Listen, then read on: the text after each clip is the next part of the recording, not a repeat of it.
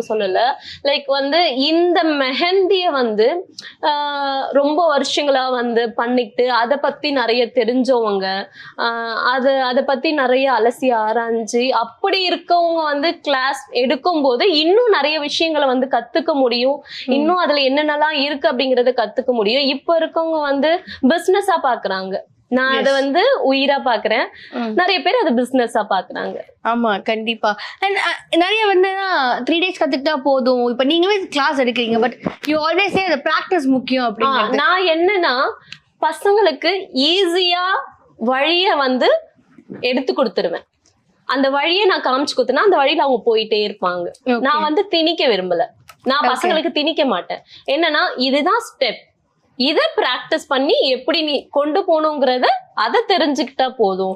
நான் இதை சொல்லி தருவேன், நான் அதை சொல்லி தருவேன், இந்த டிசைன்லாம் நான் சொல்லி கொடுப்பேன், இதெல்லாம் உங்களுக்கு வந்து